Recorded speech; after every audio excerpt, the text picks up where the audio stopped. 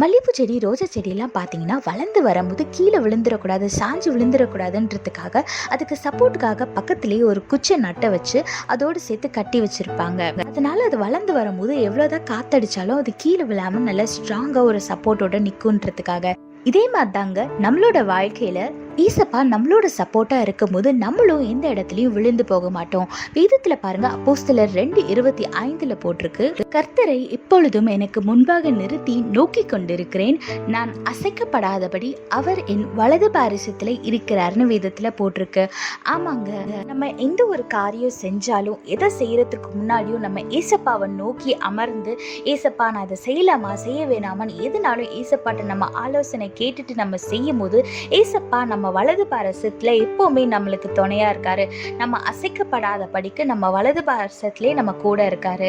அதனால நீங்க எதை குறிச்சும் யாரை குறிச்சும் கவலையே படாதீங்க. ஏசப்பா உங்க பக்கத்துல தான் இருக்காரு. உங்களை யாரும் அசைக்க முடியாது.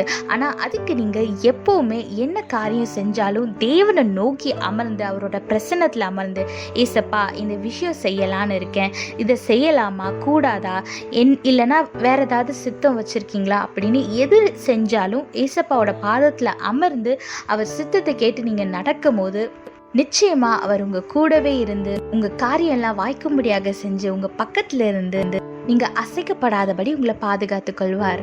அதனால எப்பவுமே தேவனை நோக்கி அமர்ந்துருங்க.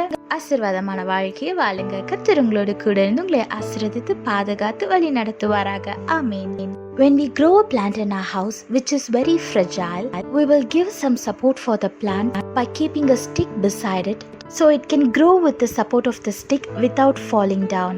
Likewise, in our life, our Lord is always with us. Look what the Bible says in Acts chapter 2 verse 25.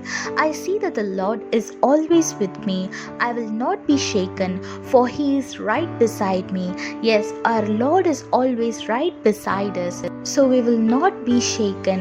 Whatever the problem is, whatever the situation is, and whoever is standing against us will not overcome us. We will overcome the problem and the person and the situation that we are facing. Because our God is with us. He is being our greatest support and he will help us overcome all the situation and he will make us win the battles. So always depend on our Lord. Ask his guidance before you do anything so that he will always be with you and guide you in every situation. Look unto the Lord and live a blessed life. God bless you all. Have a blessed day. Amen.